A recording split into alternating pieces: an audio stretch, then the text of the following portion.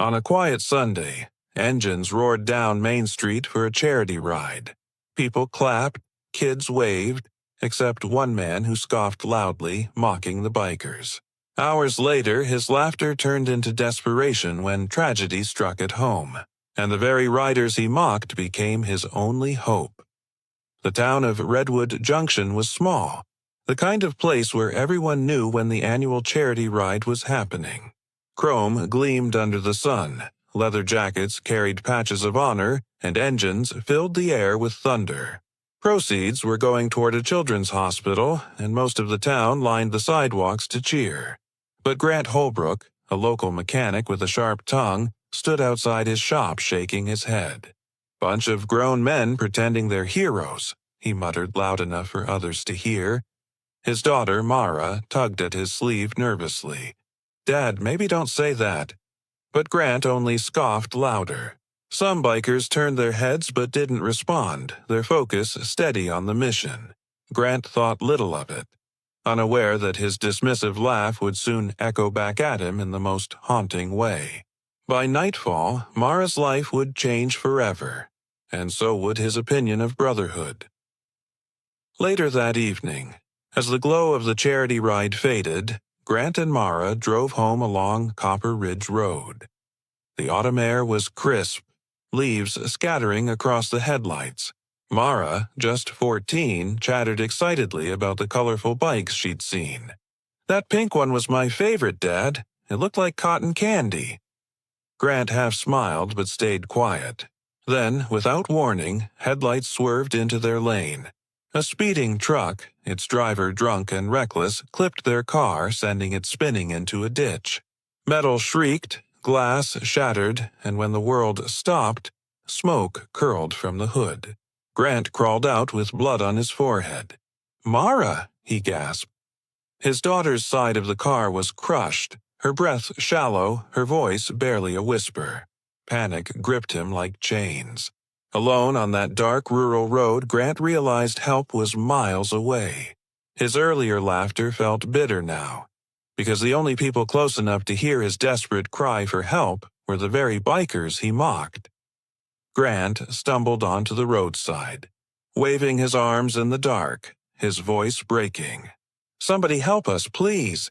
The night answered with silence until the low rumble of engines rose in the distance. Soon, headlights cut through the trees and a formation of Harleys rolled toward him. It was the same crew from the charity ride.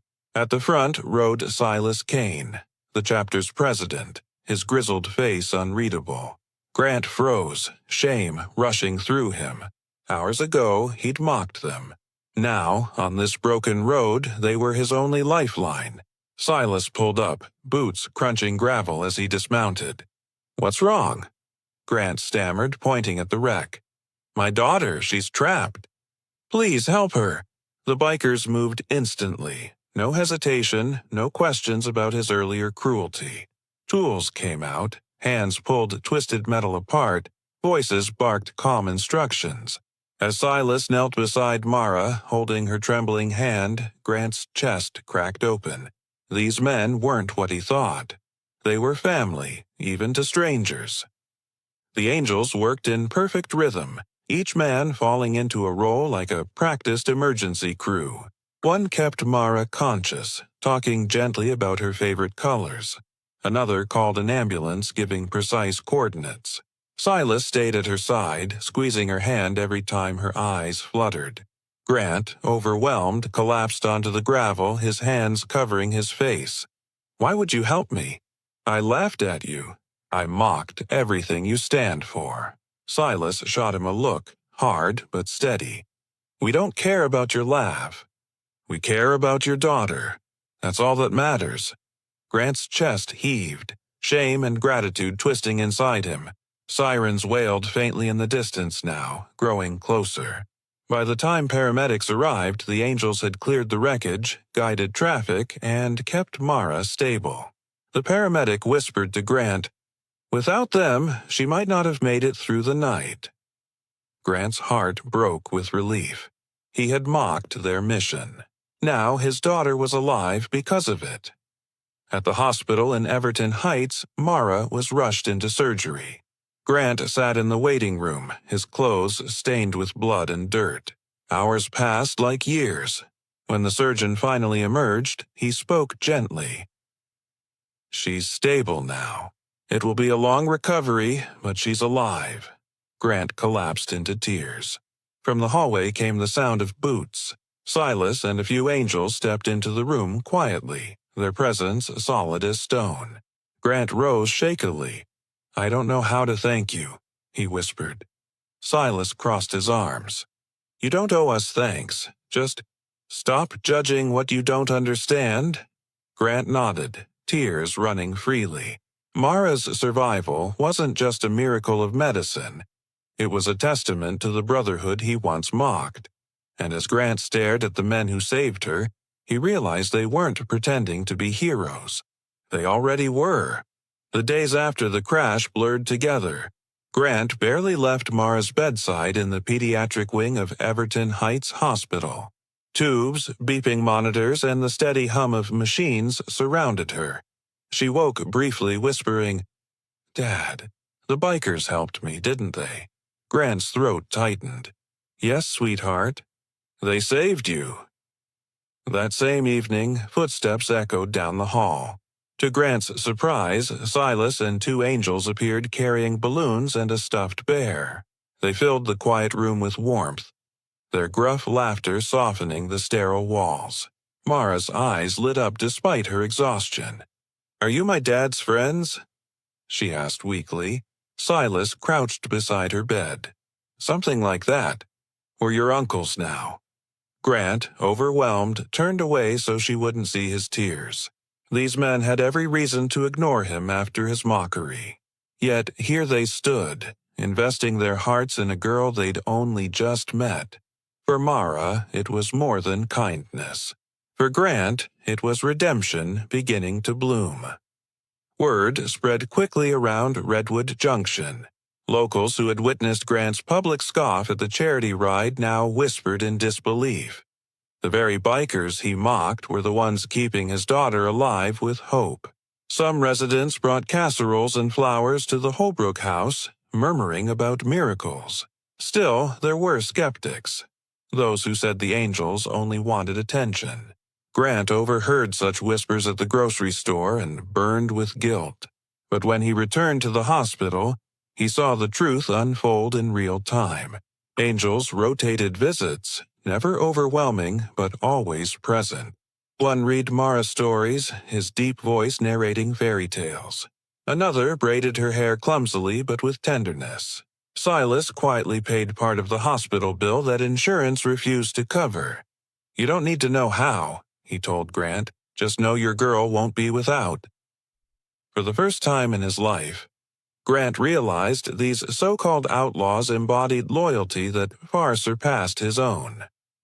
One cold afternoon, Grant stepped outside the hospital for air. Parked in the lot were half a dozen bikes, their chrome catching winter light. An older woman approached him. "You're Mara's dad?" she asked softly. "My son was saved by these men years ago after a crash. Don't waste their gift." Her words struck deep. Grant nodded, ashamed. Later that evening, he sat by Mara's bedside. She whispered, "Dad, I think Mom would be proud." Grant's chest ached.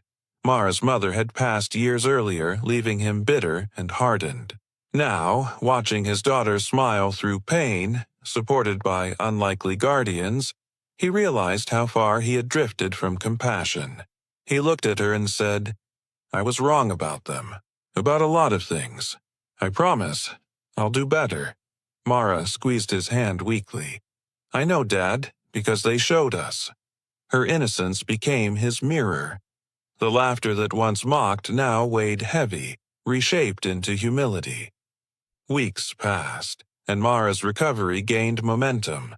When she was discharged, the angels escorted her home in unforgettable fashion. 80 motorcycles lined Copper Ridge Road, engines rumbling in unison, neighbors pouring onto porches to watch. Mara, bundled in a blanket, sat proudly in the sidecar of Silas's Harley, her eyes wide with wonder. Grant followed in his truck, blinking back tears as the convoy stretched like an iron river of protection. Children waved, adults cheered, and even skeptics who once muttered about the angels now stood in awe. At the Holbrook house, the bikers parked their machines, engines cutting in perfect harmony. Mara whispered, "This is my parade." Silas winked. "You deserve it, kid." Grant's knees nearly buckled from gratitude. Once he had seen them as men playing dress-up. Now they were steel-clad angels who had carried his family through hell. In that moment, Grant realized the charity ride wasn't about image. It was about saving lives, including his daughter's. Inside their modest home, Mara's recovery became the angels' mission. Volunteers took turns fixing the leaky roof, repairing the furnace, and stocking the pantry with groceries. Grant stood by, humbled. "Why are you doing this for us?" he asked one evening. Darius, a younger rider, shrugged. "Because family doesn't stop at blood." Mara thrived in their presence, sketching bikes in her notebooks, proudly showing Silas her drawings. One Sunday, the Angels hosted a fundraiser at the local fairgrounds, not for themselves, but for Mara's ongoing therapy. They raised thousands in a single day, every dollar collected by hands once judged as criminal. As Grant watched the line of supporters stretch across the grounds, tears blurred his vision. He realized that his cruel laughter had been born of ignorance. Now, his daughter's healing had been woven into their leather and chrome. And for the first time, Grant felt like part of a family bigger than himself. As winter deepened, Mara's story began spreading beyond Redwood Junction. Local papers printed headlines like, "Bikers become guardian angels for local girl." Reporters knocked on the Holbrook door, curious about the transformation of a once skeptical father. Grant hesitated but allowed one interview, his voice trembling. "I laughed at them. I thought they were nothing but noise. But that noise became my daughter's lifeline." His honesty stirred hearts. Soon, donations from strangers poured in. Letters with cash, children mailing hand-drawn cards, bikers from neighboring states promising support. Mara, fragile but smiling, became a symbol of hope. One night, as she fell asleep with a card tucked under her pillow, Grant whispered a silent prayer of thanks. He had once believed his pride defined him. Now he understood humility was stronger, and standing in the doorway, Silas simply nodded, knowing that sometimes the hardest lessons came not through sermons or books, but through the roar of engines riding to save one life. At school, Mara's return was met with a mix of awe and celebration. Kids who once teased her for being the mechanic's daughter now circled her lunch table, asking questions about the bikers. She laughed softly, explaining how Silas brought her sketchbooks, how Darius made her laugh with corny jokes. Teachers, once wary, marveled at her resilience. During art class, she painted a mural of a Harley leading a convoy into the sunset, her father and mother watching from the sky. The principal unveiled it in the hallway, saying, "This girl shows us courage." Grant, invited to the ceremony, wiped away tears as the angels filled the back of the gym, clapping louder than anyone. For a moment, Mara was not the girl who almost died. She was the girl who reminded an entire town that Brotherhood was real, even in unexpected forms. And for Grant, standing among bikers he once mocked, pride felt different now, humble, earned, and sacred. But not everyone welcomed the change. One evening, a local councilman approached Grant at the gas station. "You're letting your daughter be paraded by criminals," he sneered. Rage burned in Grant's chest, but he stayed calm, remembering Silas's words about judgment. "They saved her." "That's more than you've ever done," Grant replied, voice steady. Word of the confrontation spread, dividing opinions. Yet when Mara's fundraiser event came around, the truth became undeniable. The town square overflowed. Families, church groups, and shopkeepers all shoulder to shoulder with bikers. No lines, no fear, only unity. Grant stood on the stage, Mara at his side, her hand in his. "I was wrong," he admitted to the crowd. "These men didn't just save my daughter, they saved me too." Applause thundered, some people crying openly. For the first time, Grant's shame lifted. His earlier laughter had fractured his integrity. His new humility rebuilt it stronger than before, sealed by the sight of his daughter thriving. Spring thawed Redwood Junction, and with it came the angel's most ambitious gesture. Silas and his men invited Mara to the open fairgrounds where a custom-built Harley awaited. Painted in shimmering pearl white with streaks of violet, the bike carried her name across the gas tank. Mara's Hope. The crowd gasped as she ran her fingers across the polished chrome. Though still too young to ride, the gesture was symbolic. Her story would ride on wheels of loyalty. Grant's chest swelled with emotions he couldn't contain. He stepped forward, shaking Silas's hand firmly. "You didn't just give her a bike," he whispered. "You gave her a future." Silas smirked softly. "No, Grant. You gave it to her by opening your heart." Engines roared around them in celebration, neighbors cheering as Mara posed proudly with her gift. The girl once broken by tragedy had become the town's heartbeat. And for Grant, the moment was a promise that laughter would never again be cruel. It would be joy. By early summer, Mara's journey had become a legend retold at diners and barbershops. Children on bicycles formed mini parades, pretending to be bikers escorting their own missions. Redwood Junction was no longer a town divided by prejudice but united by loyalty. One evening, Mara sat on the porch swing, sketching the sunset while engines rumbled in the distance. Grant joined her, quiet for a long while before speaking. "You've taught me more than I ever taught you," he admitted. Mara leaned her head on his shoulder. "We both learned, Dad." Moments later, the angels arrived, parking in a neat row along the street. Silas handed Grant a vest, not a full patch, but a leather piece stamped with one word: respect. Grant stared at it, trembling. He had once mocked them, yet here they stood, offering him a place in their story. For the first time, he accepted without resistance, because humility had replaced his pride. Summer heat draped Redwood Junction, but the Angels' loyalty never cooled.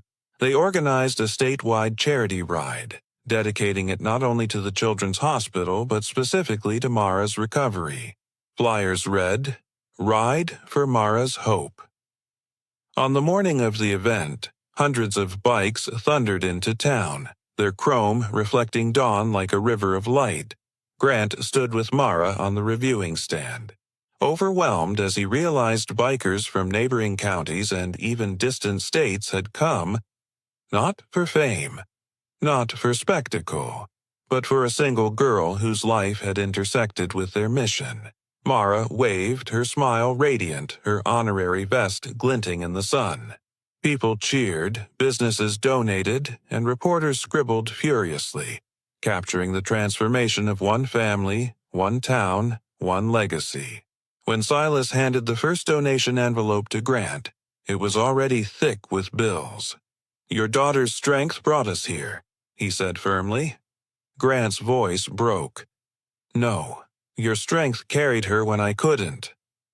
That evening, after the charity ride ended, the Angels escorted Grant and Mara to the community center.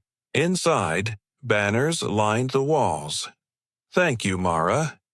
Tables overflowed with food, and townsfolk mingled freely with bikers, laughter and conversation flowing without barriers. Mara, still healing but walking stronger each day, was led to the stage. Silas stood beside her, microphone in hand.